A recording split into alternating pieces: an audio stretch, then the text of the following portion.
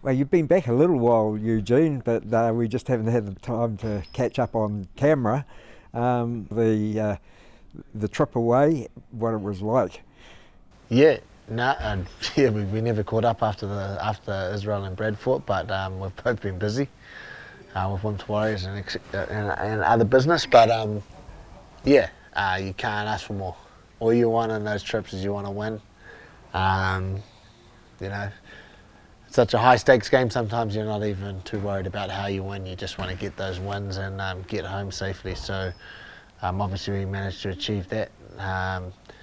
Brad fight lived up to its expectations. Brad probably didn't get the performance we were hoping for in the first round, round and a half into the second, but started to come right into the second, and definitely the third. He showed that his skills were a notch or two above Dobus, and started to kind of get the performance I know that he's capable of. It's just like instead of getting 1.5 rounds of that sort of a performance, we want a nice clean fight, like the whole entirety of the fight. And it's coming. It's coming. It's just taking Brad a while just to find his feet in the octagon. He's still pulling off these wins against the best guys in the world, but I just know he's capable of more. I know he can.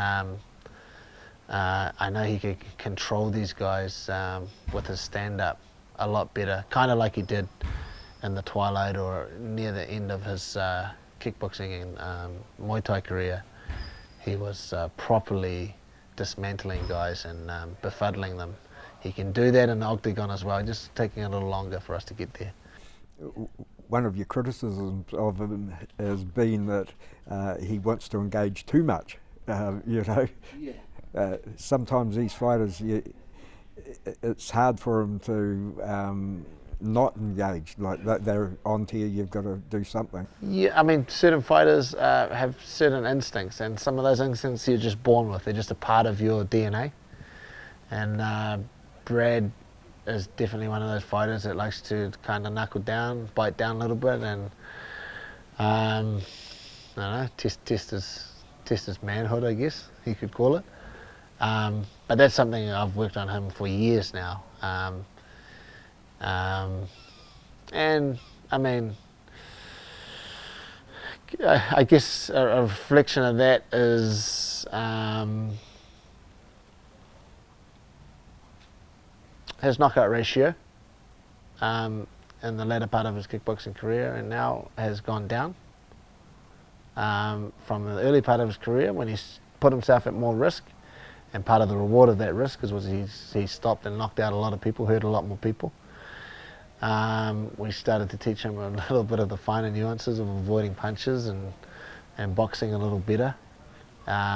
What it meant is he didn't find himself in those exchanges and sitting down as much. But the benefits of that are longevity, hopefully. And near the end of his career, he definitely was being very strategic and still getting the win. Knockout ratio dropped a little bit, but he wasn't putting himself in harm's way, and that's that helps with the longevity. He hasn't found that same rhythm yet in the octagon, but he will.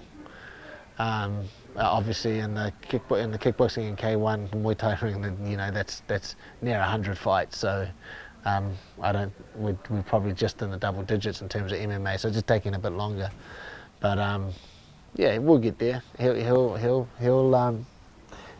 always have that instinct there. It's just about controlling it. Yeah.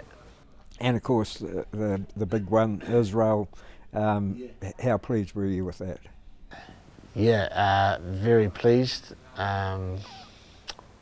We obviously did a lot of work since the Jan fight on particular aspects of his game, and for the most part, that fight kind of played out as we thought it would.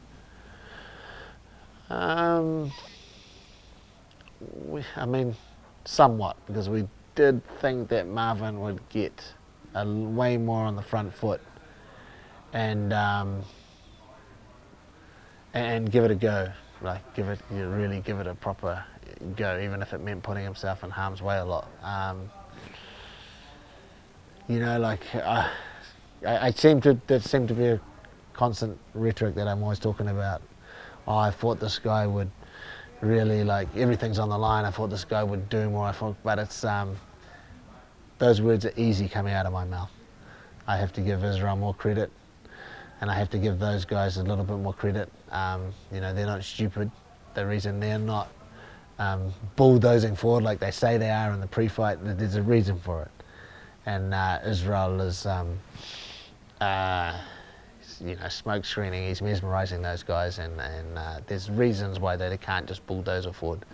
And now you got to give credit to Israel for that. So although we thought Marvin might be the guy that just kind of knuckles the fights down a little bit and just rushes, credit to Israel. You just can't do that against them. One of the things that Jan said was about, I didn't think he would hit that hard. I think that's something that a lot of the middleweights didn't take into account. I mean, Israel hits tremendously hard. Tremendously hard.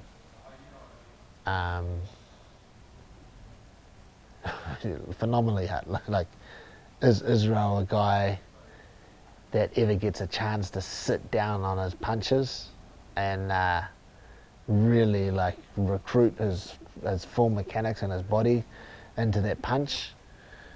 Probably not. You'll see entire brackets of fights, like 5 or 6 fights in a row, when he'll never do that. That's not what he does. Like, he's an assassin, you know. He's a sniper. He uses other means to kind of inflict damage on his opponents. But if Israel sits down on a punch and is willing to mitigate all the risk and put himself in harm's way a little bit, and no middleweight, they're going to be able to stand up to that. As with a lot of the people, and you know, when you get into these larger weight categories, you know, these guys can hit, but Israel can generate a lot of force. It's just not his style. It's not his fighting style to do so. He doesn't really get that many opportunities to do it, but he's also one of the very hardest guys in the sport to hit. Yeah.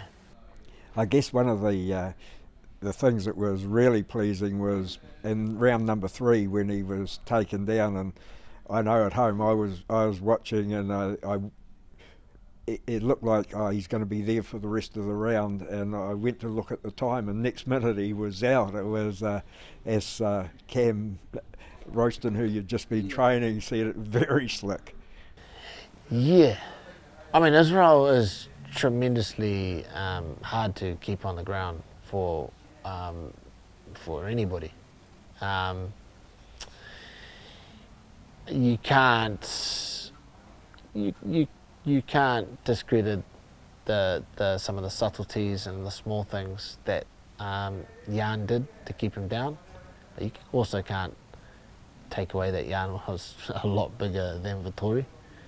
I said pre-fight, I was like, a lot of people watch that fight and they're like, you know, they're like, okay, we'll take that and we'll transpose it to our fight. It's like, well, yeah, but is Marvin Dettori Jan Blachowicz?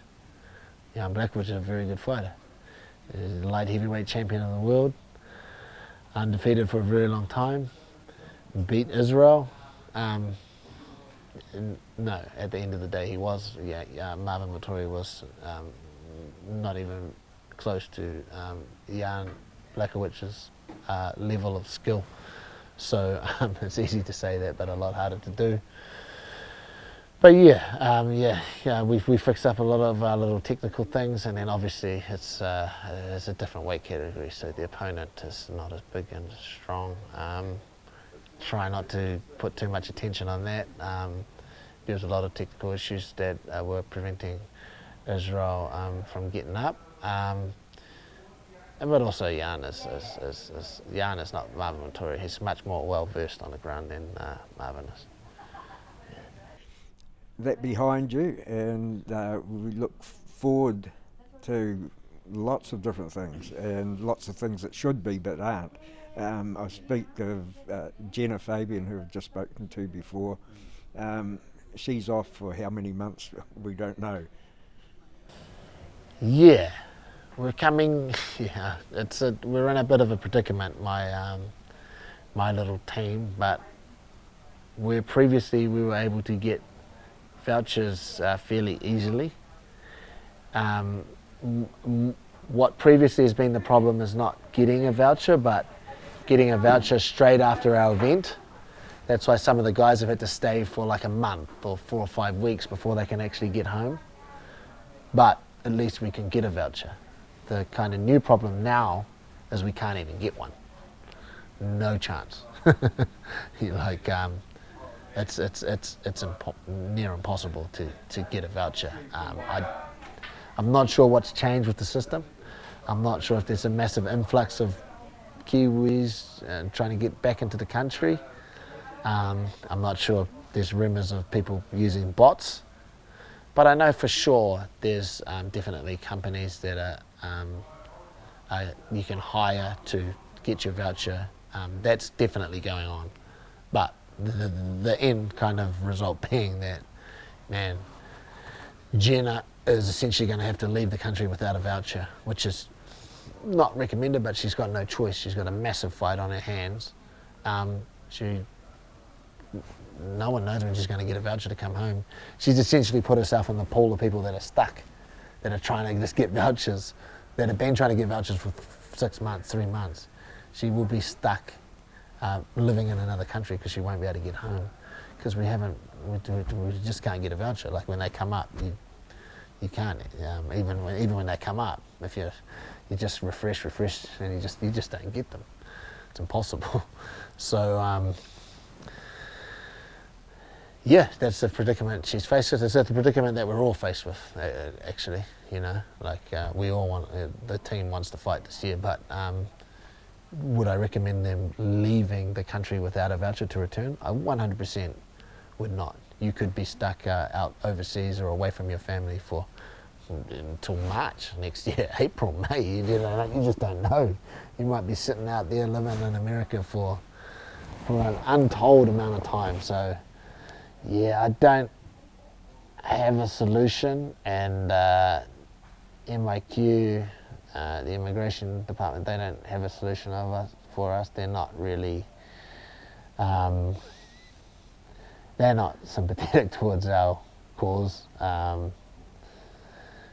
The All Blacks, these sort of big teams, they get looked after, but they're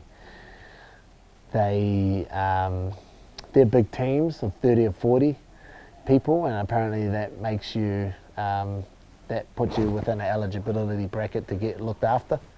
We're like 10 or something, and they don't give a shit about 10.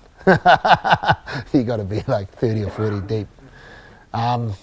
Nothing we can do, as far as I can see. There is a very real possibility that none of these guys will be fighting for 6 months or something. So, shit, I don't really know what's going to happen. If there's anybody out there that maybe is looking for some workers to, maybe, I don't know, clear some tables or something, I'm going to have 6 or 7 UFC guys that are going to need a job pretty soon. Let me know. Chuck them on minimum wage, they'll be all right. Bit of hard work, bit of elbow grease.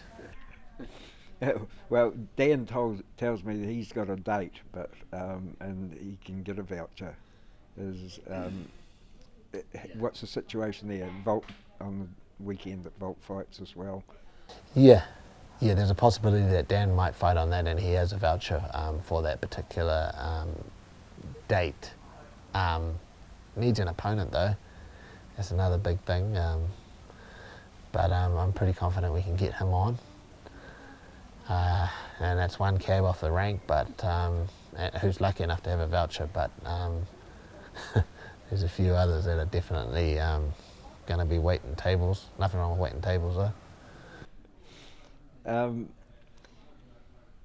we can't ask you any questions about upcoming fights then, but one thing I did want to mention or ask you was last time when you were in quarantine, you spent a lot of time, and you said, I didn't let the time go to waste. You looked at contracts and things like that.